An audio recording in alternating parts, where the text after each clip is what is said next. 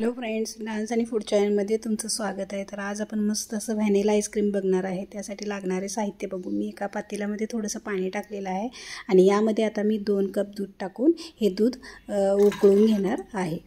आता यामधलंच मी 4 चमचे दूध काढून घेणार आहे आणि यामध्ये आपल्याला 1 चमचा कॉर्नफ्लॉवर टाकून मिक्स करून घ्यायचं आहे। तुम्ही बघू शकता या साईडच्या दुधामध्ये मी आता 1 चमचा कॉर्नफ्लॉवर टाकून घेणार आहे आणि याला छान असं मिक्स करून घेणार आहे। याच्या गुठळ्या मी काढून घेणार आहे। आपल्याला व्हॅनिला आईस्क्रीम बनवायचं आहे। तर आता हे आपलं दूधसुद्धा आपलं छान कॉर्नफ्लॉवर मिक्स झालेलं आहे। तुम्ही हे सुद्धा दूध बघू शकता। हे सुद्धा दूध आपलं गरम होत आहे। गरम झाले की हे कॉर्नफ्लॉवर त्यामध्ये आपल्याला टाकून घ्यायचं आहे। तुम्ही बघू शकता हे दूध पण आपलं उकळत आहे। त्याला आपल्याला आता थोडंसं आटवून घ्यायचं आहे। तुम्ही बघू शकता आपलं दूध असं झालेलं आहे। आता यामध्ये हे 1/4 कप दूध पावडर यामध्ये मी टाकलेली आहे, म्हणजे मिल्क पावडर टाकलेली आहे। याला थोडंसं असं शिजू द्यायचं आहे आणि नंतर मग आपल्याला हे कॉर्नफ्लॉवरचं आपण जे बनवलं होतं ते यामध्ये टाकून द्यायचं आहे। आता यामध्ये जे आपण हे कॉर्नफ्लॉवरचं केलेलं होतं हे आता यामध्ये टाकून द्यायचं आहे। टाकताना आपल्याला मिक्स करून टाकायचं आहे आणि आपल्याला हे कंटिन्यू हलवायचं आहे, कारण हे खाली चिपकू शकतं, म्हणून आपल्याला हे कंटिन्यू हलवायचं आहे आणि 1-2 मिनटं याला असं शिजवून घ्यायचं आहे। तुम्ही बघू शकता हे असं शिजवून थोडंसं घट्ट झालेलं आहे। कॉर्नफ्लॉवर टाकल्यामुळे हे घट्ट होतं। आता यामध्ये आपल्याला टेस्टसाठी म्हणून थोडीशी साखर ॲड करायची आहे। मी यासाठी 1-2 चमचे यामध्ये साखर टाकत आहे आणि याला आता थोडंसं शिजवून घेऊ आणि गॅस आपण बंद करून देऊया।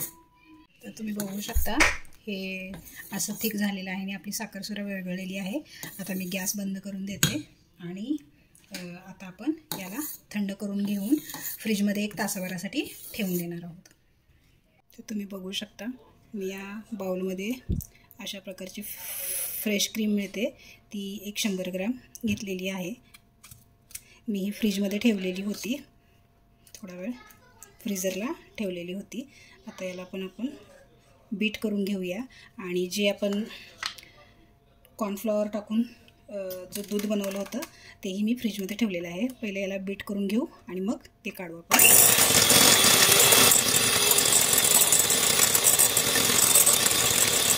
तर मी अशा प्रकारच्या या भांड्यात बर्फ घेतलेला आहे आणि ही क्रीम यावर ठेवून मी बीट करणार आहे। तुम्ही आपल्याकडे अमूलची फ्रेश क्रीम मिळते तीही घेऊ शकता। आमच्याकडे आता ही मिळते म्हणून मी ही घेतलेली आहे। तर याला मी बीट तुम्ही बघू शकता हे आपलं क्रीम अशी झालेली आहे। आता इकडची क्रीम थोडीशी पतली असते, ती काही थिक होत नाही, पण आपण थोडी बीट करून घेतलेली आहे। आता जे आपण फ्रीजमध्ये जे दूध आणि हे मिक्स करून ठेवलं होतं ते आता यामध्ये टाकून आपण याला बीट करून घेऊया। आता याला आपण बीट करून घेऊया, म्हणजे मिक्स करून घेऊया। तुम्ही बघू शकता की आपली क्रीम आणि जे मिक्सचर होतं ते मिक्स झालेलं आहे। आता व्हॅनिला आईस्क्रीम बनवायचं आहे म्हणून यामध्ये आपण 1-2-3 थेंब व्हॅनिला एसेन्स टाकणार आहे आणि याला मिक्स करून घेणार आहे। तुम्ही बघू शकता हे आपलं व्हॅनिला आईस्क्रीमचं बॅटर तयार झालेलं आहे। आता मी या डब्यामध्ये हे आईस्क्रीम वतून देऊन याला वरून सिल्वर पेपरनं कवर करून हे रात्रभरासाठी फ्रीजमध्ये ठेवून देणार आहे। तुम्ही बघू शकता आपले रात्रभर मी हे व्हॅनिला आईस्क्रीम फ्रीजरला ठेवलं होतं। तर याला मी 5 मिनटं बाहेर काढून ठेवलं होतं, कारण लगेच हे आपलं आईस्क्रीम निघत नाही।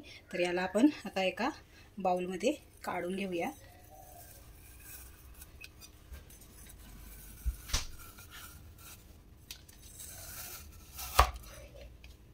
तुम्ही बघू शकता हे आपलं आईस्क्रीम किती छान असं निघत आहे।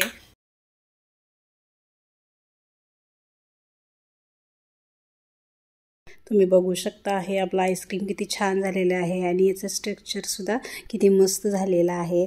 तर असं हे आईस्क्रीम तुम्ही घरी बनवू शकता. हे फक्त आपण दुधापासून त्याचबरोबर थोडीशी फ्रेश क्रीम टाकलेली आहे. फ्रेश क्रीमच्या जागी तुम्ही मलाईसुद्धा यामध्ये टाकू शकता. तर अशा जर छान छान रेसिपी तुम्हाला जर बघायला आवडत असतील तर माझ्या चॅनेलला लाईक करा, शेअर करा आणि सबस्क्राईब करायला विसरू नका. मी तुम्हाला दाखवते आपलं आईस्क्रीम किती छान मस्त असं झालेलं आहे. तर भेटूया आता आपण नेक्स्ट रेसिपीमध्ये. थँक्यू.